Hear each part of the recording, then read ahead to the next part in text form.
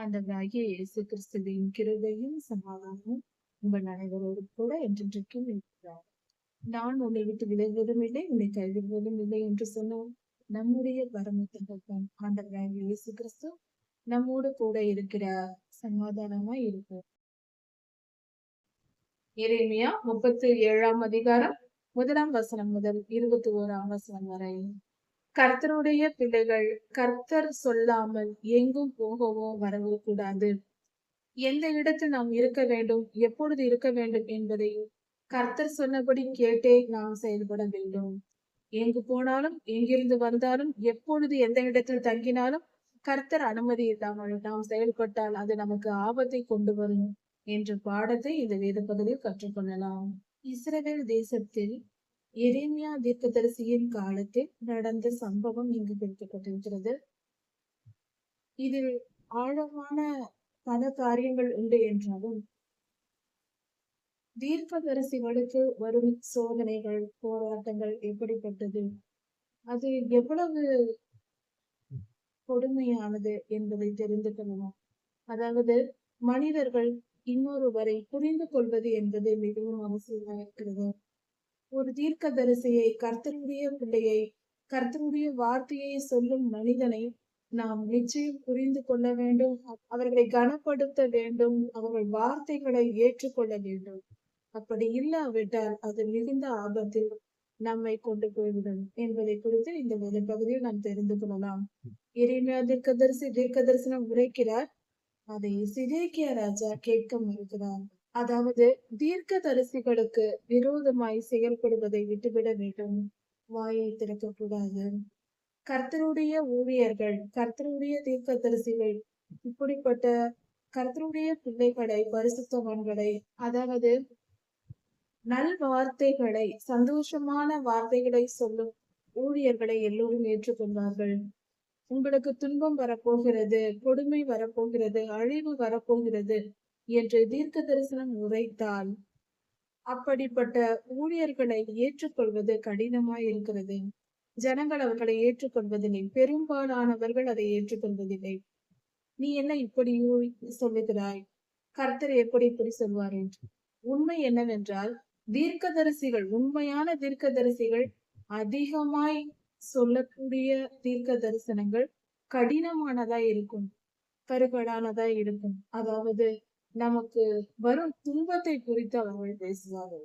துன்பம் வரப்போகிறது, ஆபத்து நேரிட போகிறது என்று சொல்லுபவர்களே உண்மையான கர்த்தருடைய ஊழியர்களாயிருக்கிறார்கள். ஒரு காரியம் தெரிந்து கொள்வோம். வேத வசனம் நமக்கு சொல்லுகிறது, பரிசுத்த ஆவியானவர் இந்த மனுஷனுக்குள், இந்த பூமிக்குள் வரும் பொழுது அவர் பாவத்தை குறித்தும் நீதியை குறித்தும் கண்டித்து உணர்த்துவார் என்று சொல்லப்பட்டிருக்கிறது. உங்களை ஆசீர்வதித்துக் கொண்டே இருப்பார் என்று சொல்லவில்லையே. ஆசீர்வாதம் என்பது கண்டித்து உணர்த்துவதுதான் உண்மையான ஆசீர்வாதம். யோசித்து பார்ப்போம். ஒருவர் உங்களை பார்த்து சந்தோஷமா இருங்கள், சமாதானமா இருங்கள் என்று சொன்னால் உங்களுக்குள் இருக்கிற அந்த சந்தோஷம், சமாதானம் நன்மையானதுதான். ஆனால் உங்களுக்குள் இருக்கிற அந்த தீய குணங்கள் அப்படியே இருக்கும். அதனால் துன்பம் வந்து கொண்டுதான் இருக்கும். அதற்கு பதிலாக உங்களிடத்தில் இருக்கிற குற்றங்களை சுட்டிக்காட்டி, நீ இப்படி செய்தால் நீ இப்படிப்பட்ட பாவம் வரும், இது நிமித்தம் இப்படிப்பட்ட நியாயத்திற்கு வரும் என்று எச்சரித்து கண்டித்து உணர்த்துகிற ஒரு தீர்க்கதரிசியின் சொல் நம் மனதை மாற்றும்.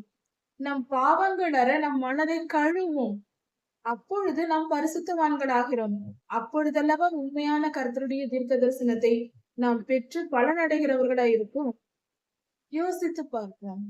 நம்மை கண்டித்து திருத்துகிற, நம்மை உணர்த்துகிற, பாவத்தை குறித்து நீதியை குறித்து உணர்த்துகிற கர்த்தருடைய சொற்களையே மனிதர்கள் விரும்ப வேண்டும். அதை சற்று புரிந்து கொள்வோம்.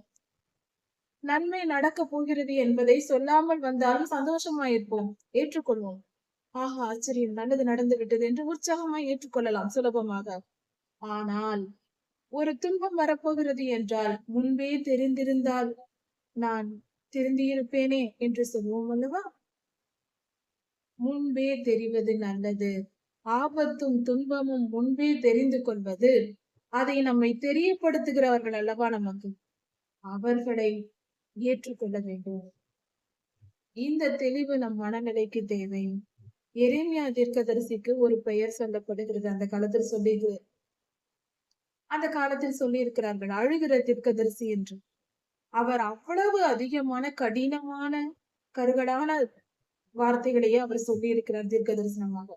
காரணம், அவர் வாழ்ந்த காலத்தில் அவர்கள் இஸ்ரவேலர்கள் பாவத்தின் உச்சத்தில் இருந்தார்கள். உச்ச நிலையை அடைந்து விட்டார்கள். கர்த்தருடைய நியாயத்திற்கு வரப்போகிறது. எரேமியா தீர்க்கதரிசி அந்த நியாயத்திற்பை சொல்ல கர்த்தர் பயன்படுத்துகிறார். இவர்கள் நல்லவர்களாய் இருந்து இவர்கள் திருந்தி கர்த்தருக்கு கீழ்ப்படிந்திருந்தால் எரேமியா தீர்க்கதரிசி அவர்களை ஆசீர்வதித்திருப்பார். கர்த்தர் என்ன சொல்லுகிறாரோ அதை சொல்லுவதே ஒரு தீர்க்கதரிசிக்கு, உண்மையான தீர்க்கதரிசிக்கு அழகு.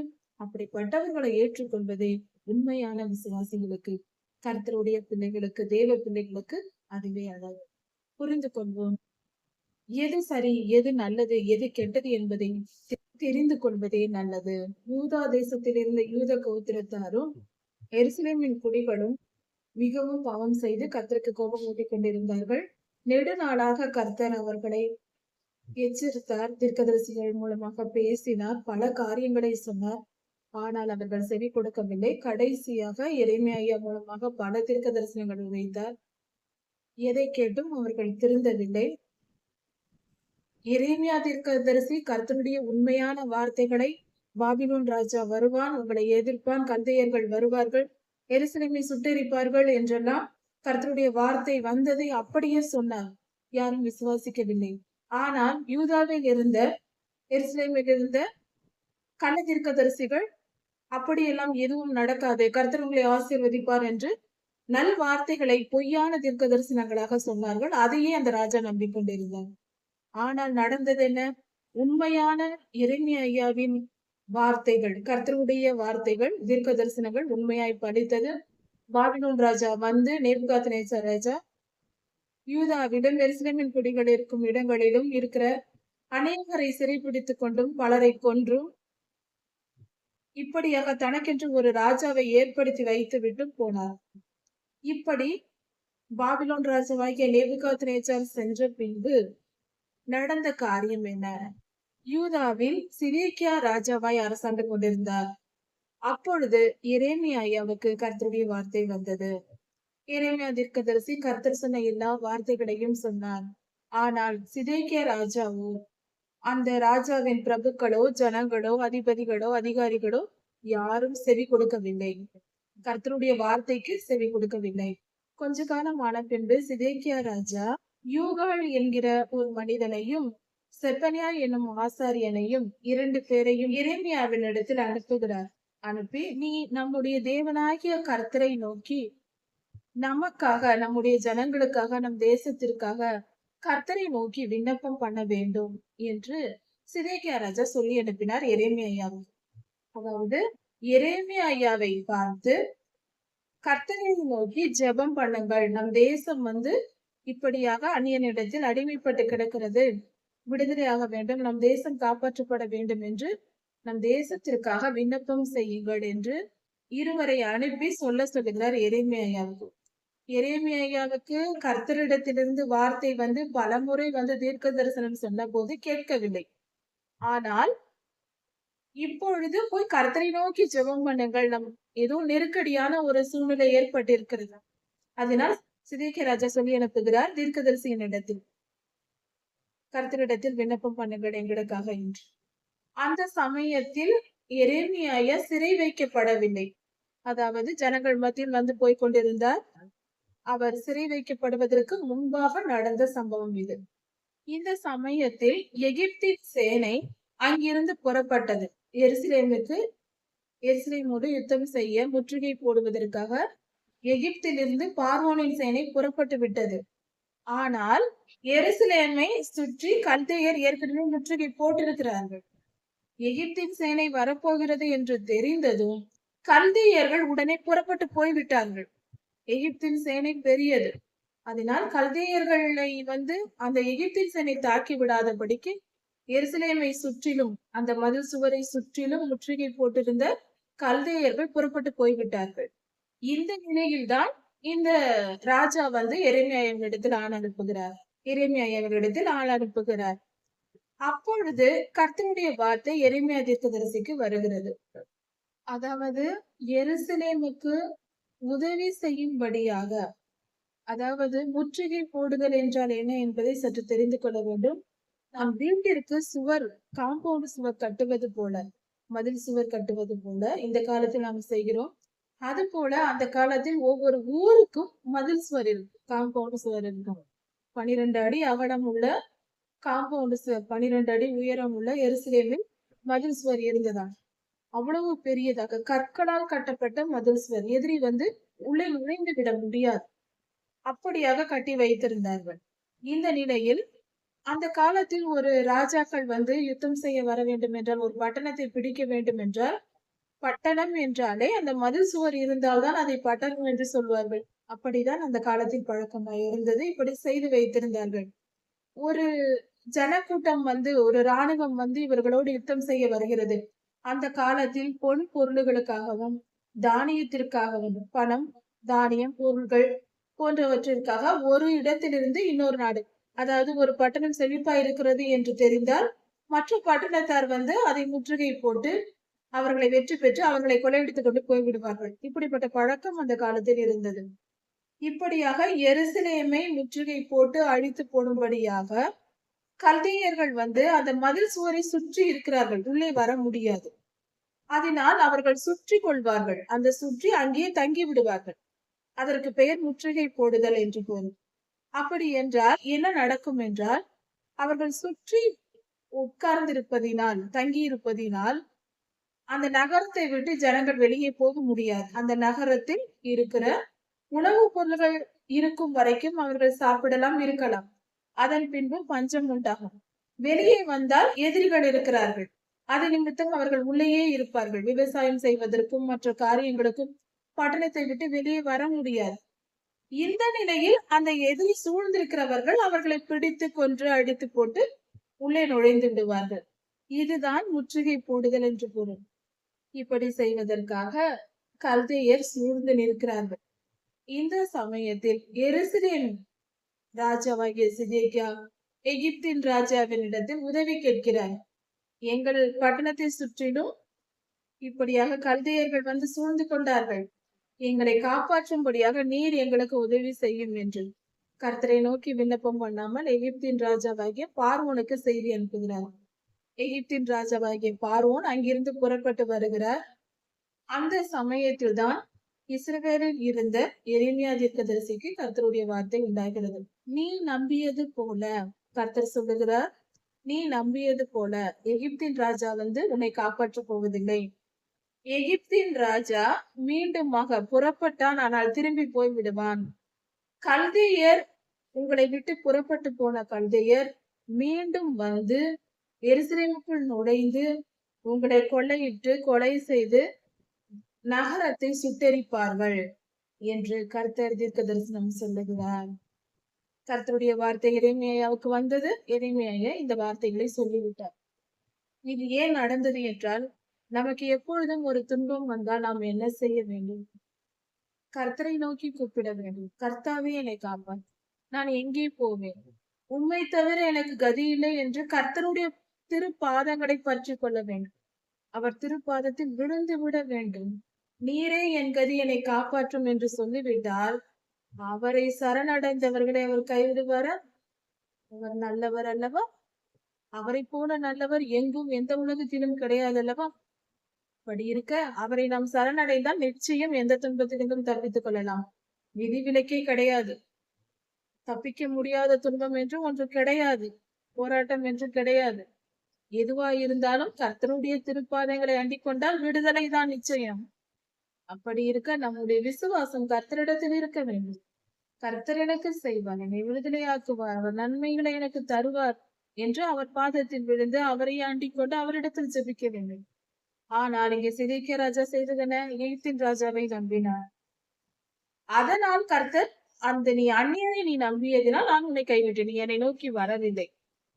கடைசியாக எத்தனையோ வாய்ப்புகளை கர்த்தர் கொடுக்கிறார்.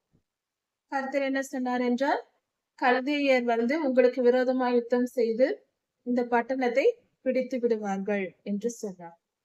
நீங்கள் கல்தேயரிடமிருந்து தப்பித்துக் கொள்ளலாம், அவர்களை யுத்தம் செய்து வென்றுவிடலாம் என்று நினைக்காதிருங்கள், அது நடக்காது என்றும் தெளிவாய் கர்த்தர் சொல்லிவிட்டார்.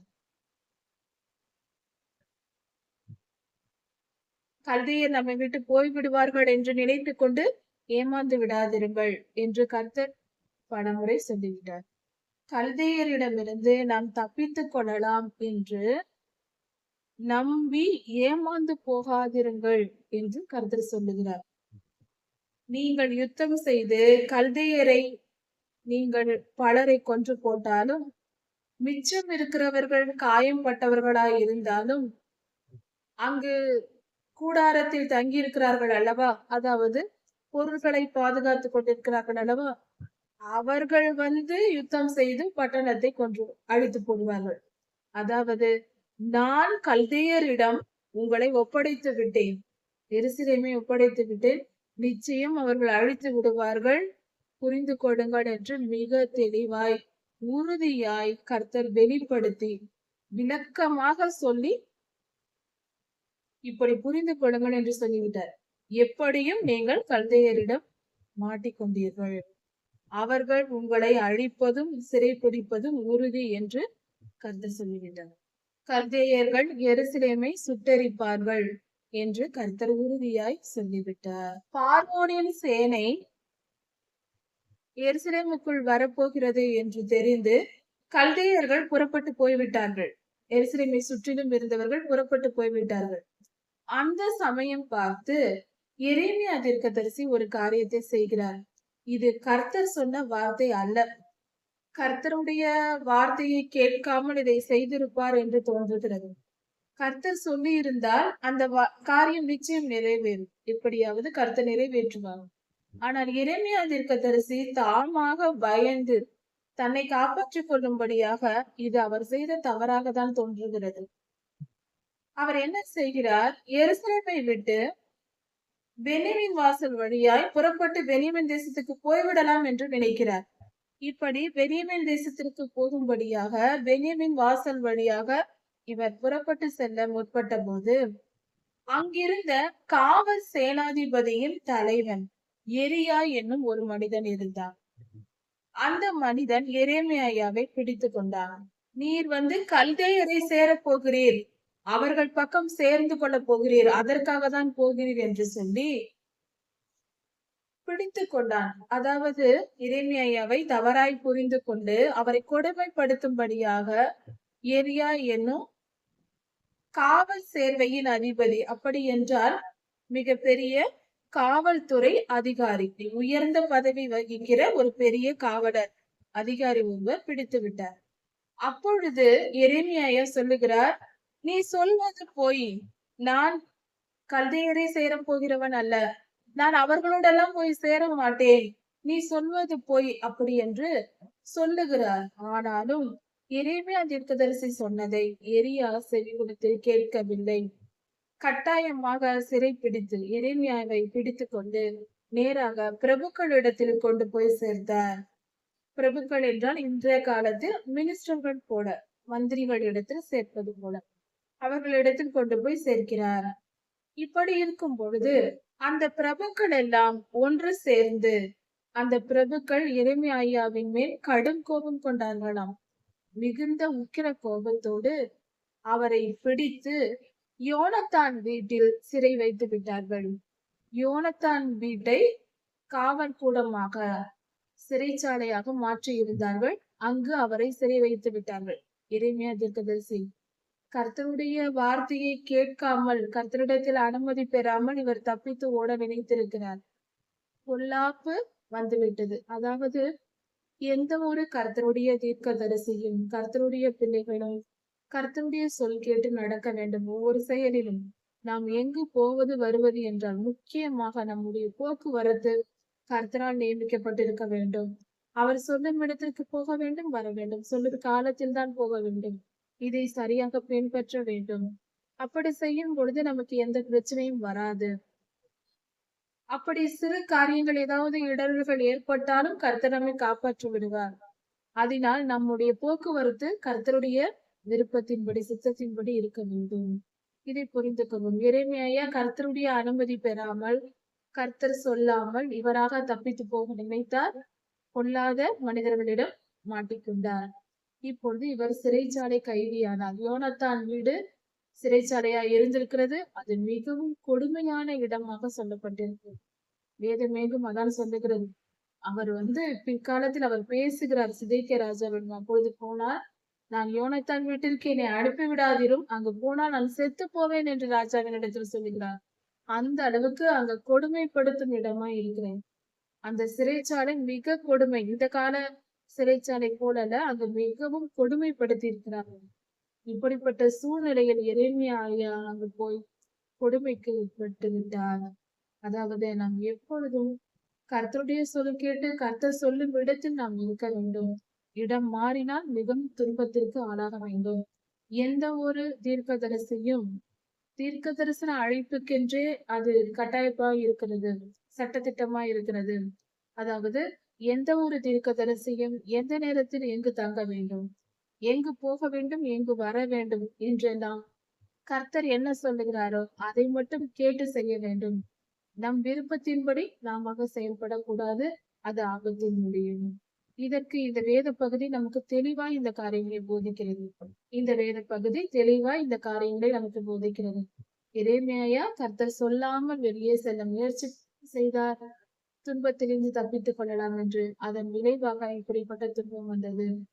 இன்றும் கூட நாம் அப்படித்தான். எந்த ஒரு இடத்தில் இருந்தாலும் கர்த்தருடைய பிள்ளைகள் பிரச்சனை, போராட்டங்கள் என்று வந்தால் எங்கேயாவது போய்விடலாமா, வெளியே சென்று விடலாமா, அங்கு போய் தப்பித்துக் கொள்ளலாமா, இங்கு போய் தப்பித்துக் கொள்ளலாமா என்று நினைக்கிறோம். நாம எந்த இருக்கக்கூடாது. கர்த்தர் சொல்லும் இடத்தில் நாம் இருக்க வேண்டியது மிகவும் கட்டாயம். அதுவே நமக்கு நல்லது. நம்ம பாதுகாக்கப்படணும். கர்த்தருடைய வார்த்தையை மீறி போனால் நமக்கு ஆபத்து நேரிடும். நாம் இருக்கும் இடத்தில் எத்தனை துன்பங்கள் இருந்தாலும் அங்கேயே இருப்பதுதான் நமக்கு பாதுகாப்பு. அப்படியே அதே இடத்தில் எரேமியா தீர்க்கதரிசி காவற்கூடத்தில் நிலவறைகளில் அநேக நாள் அங்கேயே தங்கியிருந்தார். இப்படியாக எரேமியா யோனத்தான் வீட்டில் காவல் வைக்கப்பட்டிருக்கும் பொழுது சிதேக்கியா ராஜா ஆள் அனுப்பி, எரேமியா தீர்க்கதரிசியின் இடத்தில் ஆள் அனுப்பி அவர் கேட்கிறார், கர்த்தருடைய வார்த்தை எனக்கு உண்டாயிருக்கிறதா, எனக்கு வந்திருக்கிறதா, கர்த்தர் ஏதாவது சொல்லியிருக்கிறாரா என்று கேட்கிறார். அதாவது சிதேக்கியா ராஜா எரேமியாவினிடத்தில் ஆள் அனுப்பி கேட்கிறார். அதற்கு எரேமியா தீர்க்கதரிசி சொல்லுகிறார், கர்த்தருடைய வார்த்தை வந்திருக்கிறது, நீர் பாபிலோன் ராஜாவின் கையில் ஒப்பு கொடுக்கப்படுவீர் என்று கர்த்தர் சொல்லுகிறார் என்று எரேமியா தீர்க்கதரிசி தீர்க்க தரிசனம் சொல்லுகிறார். அப்பொழுது எரேமியா தீர்க்கதரிசி கேட்கிறார் சிதேக்கியா ராஜாவினிடத்தில், என்னை நீங்கள் சிறை வைக்கும்படியாக நான் உங்களுக்கும் உங்களுடைய ஊழியக்காரர்களுக்கும் உம்முடைய ஜனத்திற்கும் என்ன குற்றம் செய்தேன்?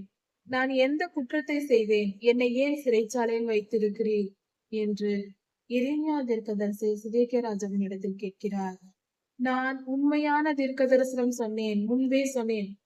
பாபிலோன் ராஜா வருவதற்கு முன்பே, சிறை பிடிக்க வருவதற்கு முன்பே நான் சொன்னேன், பாபிலோன் ராஜா வருவார், தேசம் சிறைப்பிடிக்கப்படும் என்று நான் சொன்னேன். ஆனால் மற்றவர்கள் எல்லாம், உங்களுடைய மற்ற தீர்க்கதரிசிகள் என்ன சொன்னார்கள்? பாபிலோன் ராஜா வரமாட்டார், இப்படியெல்லாம் நடக்காது என்று சொன்னார்கள் அல்லவா? அந்த தீர்க்கதரிசிகள் எல்லாம் எங்கே? போய் தீர்க்க தரிசனம் சொன்னவர்களை விட்டு விட்டீர்கள். உண்மையாய் தீர்க்க தரிசனம் சொன்னேன், அது நிறைவேறிற்று, என்னை சிறைப்பிடித்து போட்டிருக்கிறீர்கள். இது என்ன நியாயம் என்று எரேமியா ஏன் என்னை சிறையில் போட்டீர் என்று கேட்கிறார். இப்போதும் என் ஆண்டவனே, எரேமியா சொல்லுகிறார், ராஜாவை நோக்கி, சிதேக்கியா ராஜாவை நோக்கி விண்ணப்பம் செய்கிறார்.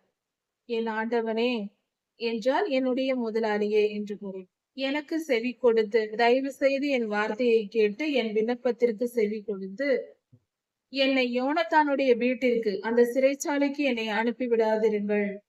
அங்கு போனால் நான் செத்து போவேன் என்று எரேமியா சொல்லுகிறார். அந்த அளவுக்கு அவர் அந்த துன்பத்தை அனுபவித்திருக்கிறார். அவர் அனுபவித்த பாடுகளின் நிமித்தம் என்னை மீண்டும் அங்கே அனுப்பாதிருங்கள் என்று கெஞ்சுகிறார். அப்பொழுது சிதேக்கியா ராஜா எரேமியாவை அழைத்து அவரை காவல் சாலையின் முற்றத்திலே போடும்படிக்கும், இது ஒரு பாதுகாப்பான இடம், கொஞ்சம் கொடுமை இல்லாத இடமாக பார்த்து அங்கே போடும் வரைக்கும் நகரத்தில் அப்பம் இருக்கும் வரைக்கும் தினமும் ஒரு அப்பம் எரேமியாவுக்கு கொடுக்கப்படும்படிக்கும். ஏனென்றால் எரேமியாவுக்கு உணவு கிடைக்காமல் பசி பட்டினி கிடந்திருக்கிறார். அதனால் இதை கேள்விப்பட்டு சிதேக்கியா எரேமியா கேட்டுக்கொண்டதினால் இப்படியாக அவருக்கு அப்பம் கொடுக்கும்படி தினமும் ஒரு அப்பம் கொடுக்கும்படியாகவும் ஒரு நாள் உணவு ஒரு அப்பம் என்று ஒரு பிரெட் போல தினமும் ஒன்று கொடுக்கும்படிக்கும். நகரத்தில் அப்பம் இருக்கும் வரைக்கும் கடையில் வியாபாரம் செய்கிறவர்களிடத்தில் அப்பம் சுட்டு விற்கிறவர்களிடத்தில் வாங்கி தினமும் ஒரு அப்பம் கொடு என்று ராஜா கட்டளையிடுகிறார் தன்னுடைய வேலையாட்களுக்கு. அப்படியே எரேமியா காவற்சாலையின் முற்றத்தில் தங்கியிருந்தார். அந்த கொடுமையிலிருந்து குறைவுபட்டு ஓரளவு நல்ல இடத்திற்கு வந்து சமாதானமாயிருந்தார். இப்படியாக கர்த்தருடைய தீர்க்கதரிசிக்கு நடந்தது. இதில் முக்கியமான பகுதி நாம் அறிந்து கொள்ள வேண்டிய காரியம், கர்த்தருடைய உண்மையான தீர்க்கதரிசிகளை ஏற்றுக்கொள்ள வேண்டும். அவர்கள் வார்த்தைகளை ஏற்றுக்கொள்ள வேண்டும். கர்த்தருடைய பிள்ளைகளாகிய நாம் எப்பொழுதும் எந்த நிலையிலும் நம் விருப்பப்படி செயல்படாமல் நம்முடைய செயல்கள் நம்முடைய போக்கு வரவு எல்லாம் கர்த்தருடைய விருப்பத்தின்படி இருக்க வேண்டும். நாம் எங்கே போக வேண்டும், எங்கே வர வேண்டும், எங்கே தங்க வேண்டும் என்பதை எல்லாம் கர்த்தர் நிர்ணயித்தபடி அதை கேட்டு அதை தெரிந்து கொண்டு செய்ய வேண்டும். இப்படி செய்வதே நமக்கு பாதுகாப்பு என்ற பாடத்தை நாம் கற்கிறோம். கர்த்தர் உங்களை ஆசீர்வதிப்பாராக. நான் உன்னை விட்டு விலகுவதும் இல்லை, உன்னை கைவிடுவதும் இல்லை என்று சொன்ன தேவன், எரேமியாவோடு கூட இருந்து காப்பாற்றிய தேவன் நம்மோடு கூட இருந்து நம்மை காப்பாற்றுகிறார். கர்த்தர் உங்களை ஆசீர்வதிப்பாராக. மாரநாதா.